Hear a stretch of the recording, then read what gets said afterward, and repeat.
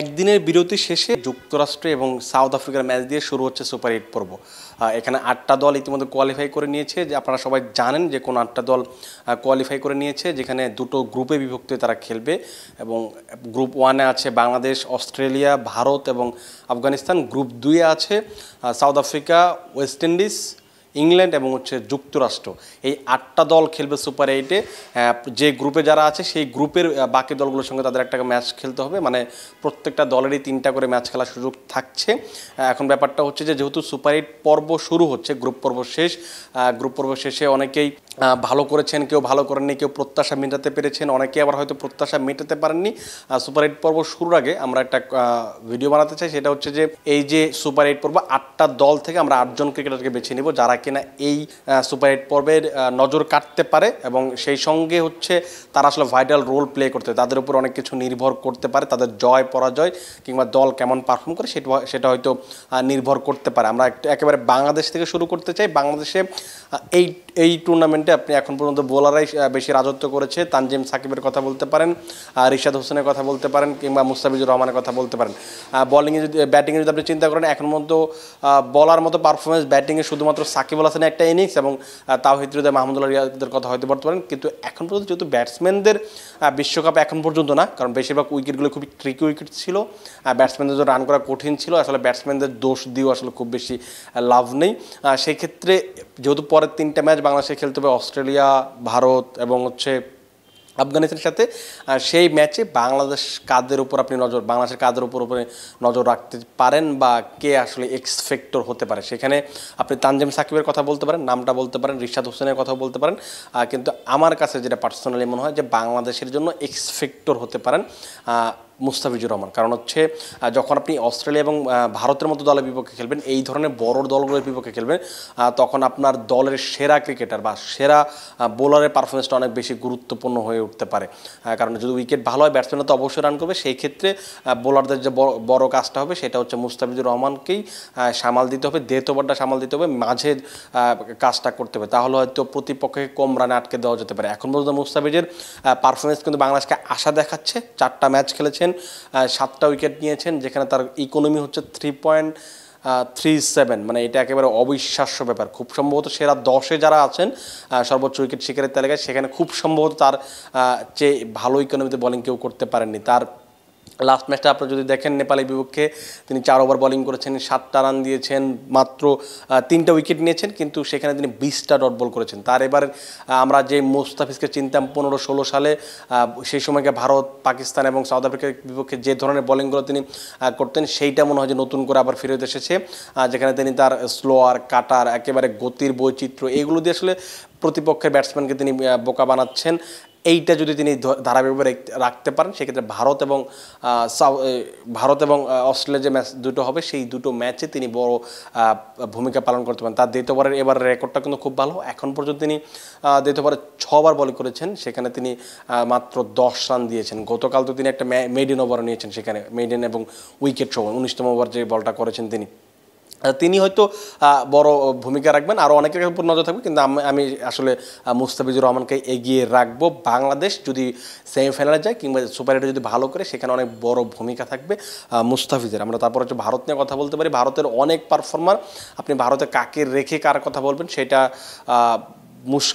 বলা মুশকিল, কারণ রোহিত শর্মা, বিরাট কোহলি, সূর্যকুমার যাদব, ঋষভ পান্ত, হার্দিক পান্ডিয়া, জসপ্রীত বুমরা, আর্শদীপ সিং, মানে এত তারকা, আপনি কার নাম রেখে কার নাম বলবেন সেটা যেটা বললাম যে বলা কঠিন। এই এখন পর্যন্ত যে 3টা ম্যাচ তারা খেলেছে, একটা ম্যাচ তাদের পরিত্যক্ত হয়েছে, যে 3টা ম্যাচে কিন্তু আর্শদীপ সিং, ঋষভ পান্ত এবং জসপ্রীত বুমরা তাদের নিজেদের কাজগুলো তারা করেছেন। সূর্যকুমার একটা ম্যাচে 50 পেয়েছেন এবং ওই ম্যাচটা তারা জয় পেয়েছে। এখন ব্যাপারটা যেটা হচ্ছে যে যেহেতু সুপার 8-এর খেলা, একটা টুর্নামেন্ট যখন সামনের দিকে এগিয়ে যায়, আমরা জানি যে বিরাট কোহলি এখন পর্যন্ত তিনি রান করতে পারেনি খুব ভালোভাবে।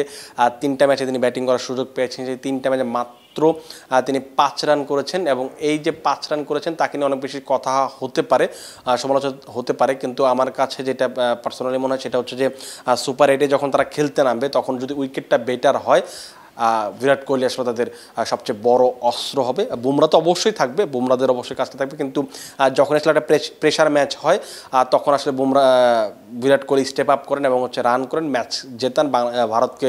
যাতে আপনাদের মনে থাকার কথা 22 টি20 বিশ্বকাপ পাকিস্তানের বিপক্ষে যে ম্যাচটা ছিল সেই ম্যাচে তিনি কী ধরনের ব্যাটিং করেছিলেন সেটা আপনারা দেখেছিলেন, কত প্রেশার ম্যাচে তিনি সেই ম্যাচটা জয় তুলে নিয়েছিলেন। আমার কাছে ভারতের বিরাট কোহলির উপর আসলে নজর থাকবে, তিনি অনেক বড় ফ্যাক্টর হতে পারেন। অস্ট্রেলিয়ার কথা যদি বলি, এখানেও আসলে ভারতের মতো একই পরিস্থিতি, কিন্তু আমি বেছে নেব মার্কাস স্টোয়ানিসকে। এখন পর্যন্ত খুব ভালো করছেন, আইপিএলে ভালো করেছেন, বেশ ছন্দে আছেন। তার সবচেয়ে বড় অ্যাডভান্টেজটা হচ্ছে তিনি স্লো মিডিয়াম বোলিং করতে পারেন, ব্যাটিংটা করতে পারেন, প্রেশার মোমেন্টে তিনি রান করতে পারেন। 4টা ম্যাচ খেলেছেন, 156 রান করেছেন, 6টা উইকেট নিয়েছেন। মানে একজন অলরাউন্ডারের কাছে যে ধরনের পারফরমেন্স আপনি আশা করেন, যে ধরনের পারফরমেন্স করা উচিত একজন অলরাউন্ডারের, একদম সেটা 100-তে 100 ভাগ করছেন। অস্ট্রেলিয়া যদি কোনোভাবে কলাপস করে তার ব্যাটিংটা অনেক হেল্প করবে। যদি বোলারের সংকটে পড়ে উইকেটের প্রয়োজন হয়, সেটা কিন্তু মার্কাস স্টোয়ানিস সেটা এই ঘাটতিটা পূরণ করতে পারেন। আমি আসলে অস্ট্রেলিয়া থেকে বেছে নেব মার্কাস স্টোয়ানিসকে, মানে এক্স ফ্যাক্টর হিসেবে বা যাদের উপর নজর রাখবে। আপনি তার এই গ্রুপে আরেকটা শেষ দল, সেটা হচ্ছে আফগানিস্তান। এখানে ব্যাটসম্যান হিসেবে রহমানুল্লাহ গুরবাজ খুব ভালো করেছেন, বোলার হিসেবে ফজল হক ফারুকী ভালো করেছেন, কিন্তু যখন আপনি বড় ম্যাচ খেলবেন, বড় গেম খেলবেন, তখন আপনাকে দলের সবচেয়ে বড় তারকা, বড় সবচেয়ে এক্সপিরিয়েন্স ক্রিকেটারকে আপনার জ্বলে উঠতে হবে।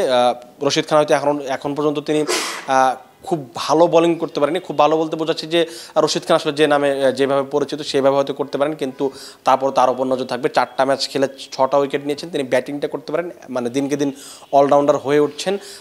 ভারত, বাংলাদেশ কিংবা অস্ট্রেলিয়ার সাথে যদি জিততে চায়, তার স্পেল 4 ওভারে যে বোলিংটা করবেন তিনি মাঝের ওভারে, সেটা খুব গুরুত্বপূর্ণ হবে। সেই দিকে তার ব্যাটিংটাও বাড়তি অ্যাডভান্টেজ দেবে। আমরা যদি পরের যে একটা গ্রুপ আছে সেই গ্রুপ নিয়ে কথা বলি, সেখানে West Indies, south Africa, England এবং যুক্তরাষ্ট্র।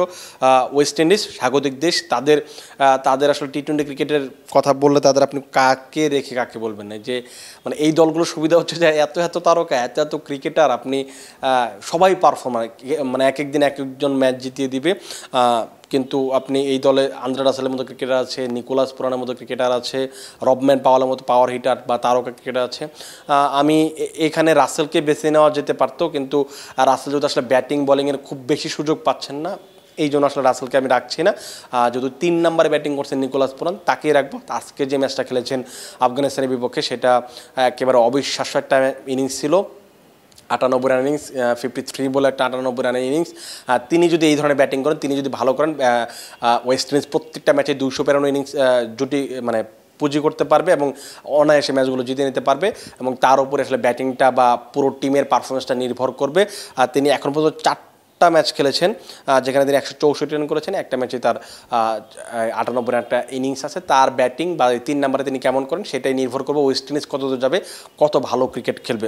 সাউথ আফ্রিকার এখন পর্যন্ত সাউথ আফ্রিকা তাদের যে পটেনশিয়াল সেটা অনুযায়ী খেলতে পারেনি, বিশেষ করে ব্যাটিংটা। কারণ এটা বড় কারণ হচ্ছে যে উইকেটগুলো তারা না সাউথে 3টা ম্যাচ খেলেছে, সেন্ট ভিনসেন্টের স্পিন উইকেটে তারা একটা ম্যাচ খেলেছে। এই জন্য ব্যাটসম্যানদের জন্য কাজটা অনেক বেশি কঠিন, এই জন্য তারা আসলে জ্বলে উঠতে পারেনি। কিন্তু তারা যদি ভালো উইকেট পায়, তারা কিন্তু যে কোনো দলকে মানে গুড়িয়ে দিতে পারে। 200 রান 250 রান করার মতো তাদের সামর্থ্য আছে।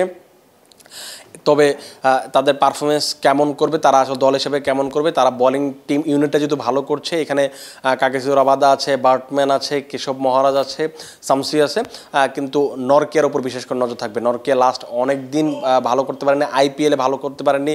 যে কটা ম্যাচ খেলেছেন বেশিরভাগ ম্যাচে তিনি 40, 45 বা 50-এর বেশি রান দিয়েছেন, কিন্তু এই টুর্নামেন্টে দারুণভাবে শুরু করেছেন। এখন মতো 4টা ম্যাচ খেলেছেন, 9টা উইকেট নিয়েছেন, ইকোনমি 4.37। তার ইকোনমিটা ভালো পেস আছে, ভালো বাউন্স করতে পারেন, মানে একদম ব্যাটসম্যানদের ভয় ধরানোর মতো বোলিংটা তিনি করতে পারেন। তিনি হয়তো ওই সাউথ আফ্রিকাকে অনেক দূর নিয়ে যাবেন এবং তার পারফরমেন্সটা সাউথ আফ্রিকার জন্য এক্স ফ্যাক্টর বা বড় একটা ভূমিকা রাখবে। সে ইংল্যান্ডের কথা বলা যায়, ইংল্যান্ড যে আছে তারা সবচেয়ে বেশি হতাশ করেছে বোধহয় গ্রুপ পর্বে। মানে এই যে 8টা দল সুপার 8 এসেছে, তাদের মাঝে যদি আপনি হিসাব করেন, তাহলে সবচেয়ে বেশি হতাশ করেছে ইংল্যান্ড। অনেক কষ্টে আসতে হয়েছে। অস্ট্রেলিয়া যদি ম্যাচটা না যেত, তারা হয়তো আসতেই পারতো না। তাদেরকেও এখন পর্যন্ত সেভাবে ভালো করতে পারেননি, জ্বলে উঠতে পারেননি। তাদের বোলাররা ওমান এবং নামিবিয়ার বিপক্ষে ভালো করেছে, ব্যাটসম্যানরাও হ্যারি ব্রুক ভালো করেছিলেন, হয়তো জনি বেয়ারস্টো ভালো করেছিলেন, কিন্তু তারা যদি আসলে সেমিফাইনালে যেতে চায়, চ্যাম্পিয়ন হতে চায়, তাদের সব কিছু নির্ভর করবে জস বাটলারের উপর। এখন পর্যন্ত চারটা ম্যাচে তিনি 66 রান করেছেন। কারণ আপনি যদি 22 বিশ্বকাপের কথা মনে থাকার কথা, অ্যালেক্স হেলস এবং জস বাটলারে কিন্তু তাদের মোমেন্টামগুলো মানে তৈরি করে দিয়েছিলেন এবং তারপর কিন্তু তারা ভালো ক্রিকেট খেলেছে। তিনি ওপেনিং যদি করেন, তার ব্যাটিংটা অনেক গুরুত্বপূর্ণ হবে ফিল সল্টের সাথে। তাদের জুটিটা কেমন করে, তিনি কেমন করেন, সেটা নির্ভর করবে ইংল্যান্ড কি আসলে সুপার 8 থেকে বিদায় নেবে নাকি হচ্ছে সেমিফাইনালে যাবে। আর শেষ যে দলটা, সেটা হচ্ছে এই পারের টুর্নামেন্টের সবচেয়ে সারপ্রাইজিং দল যুক্তরাষ্ট্র। তারা পাকিস্তানের মতো দলকে হারিয়েছে, কানাডাকে হারিয়েছে।